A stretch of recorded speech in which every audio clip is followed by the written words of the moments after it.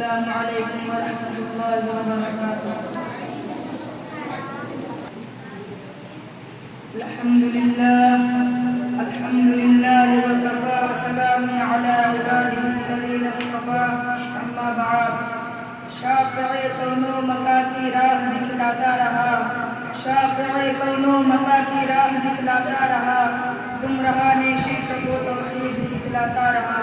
پرچم اسلام ابر درخشاں کے روپ میں، پرچم اسلام ابر درخشاں کے روپ میں بت قدوں کی چار دیواری پر لہراتا رہا۔ اس گلی میں عصر حاضر کا فقیر بے مثال، اس گلی میں عصر حاضر کا فقیر بے مثال، سنت خیر الورا کے زمزمے گاتا رہا۔ ملت اسلامیہ کے درخشندہ ستاروں، آج میں آپ کے سامنے اسلام کے ایک عظیم سپوت اور مسلمانوں کو ایک عظیم محسن کا ذکر خیر کرنا چاہتا ہوں، جن کے فیوز سے ایک عالم نے استفادہ کیا اور بات کر رہا ہے۔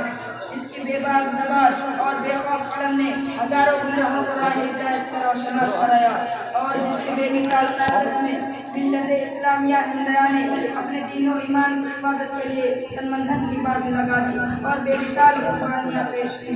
میری مراد حجت الاسلام حضرت مولانا محمد قاسم نانوتوی رحمۃ اللہ علیہ۔ ملت اسلامیہ کے دھڑکتے دلوں، یہ وہی مجاہد جلیل ہیں کہ جنہوں نے باطل کو مٹانے اور اسلام کا پرچم لہرانے کے لیے تن من دھن کی بازی لگا دی۔ حکومت برطانیہ نے ہندوستان پر غاصبانہ سکہ جمایا، اسلام کو مٹا کر عیسائیت کی تبلیغ شروع کی، ظلم و ستم کے پہاڑ توڑے گئے، کئی لاکھ مسلمانوں کو شہید کر دیا گیا، جن کے گھروں میں ہاتھی جھومتے تھے ٹوٹا کٹورا لے کر در در کی بھیک مانگنے پر مجبور ہو گئی۔ شاہی خاندان کی بیگمات پھٹی چادریں سروں پر ڈال کر گھروں میں کھانا پکانے کی نوکری کرنے لگی۔ وہ پردہ نشین عورتیں جن کے دیدار سے چاند اور سورج ترستے تھے، در در کی بھیک مانگنے پر مجبور ہو گئی۔ ہر طرف تباہی و بربادی کا دور دورہ تھا، خون پانی کی طرح بہہ رہا تھا۔ گلی کوچوں میں نعشیں اس طرح پڑی تھی کہ درندے اور پرندے دن دہاڑے نوچتے اور گھسوٹتے تھے۔ مسلمانوں کو خنزیروں کے کھالوں میں بندہ کیا جاتا تھا تو ہندوؤں کو منہ میں گائے کا گوشت ٹھوسا جاتا تھا۔ الغرض پوری داستان خون سے لبریز ہے۔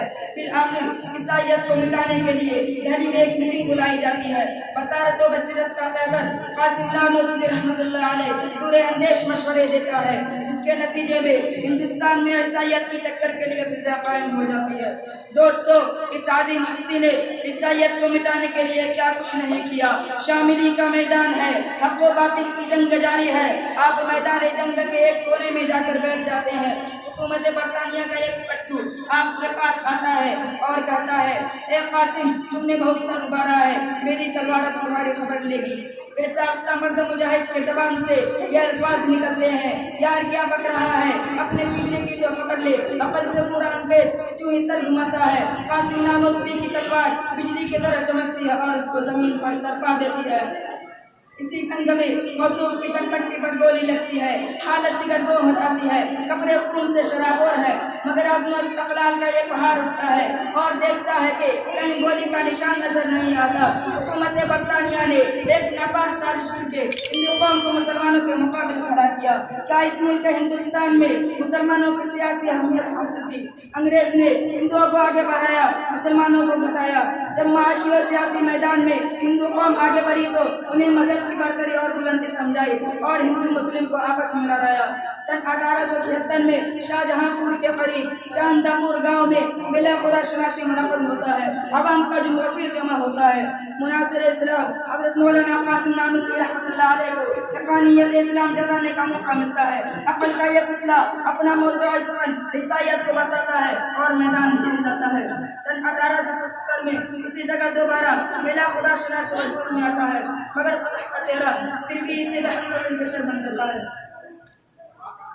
شیر کی آمد ہے کہ رنگ کانپ رہا ہے، کہ شیر کی آمد ہے کہ رنگ کانپ رہا ہے، رنگ ایک طرف چھڑکا بلند کانپ رہا ہے۔ اللہ تعالی حضرت کو پوری امت کی جانب سے جزائے خیر عطا فرمائے۔ وما علینا الا البلاغ۔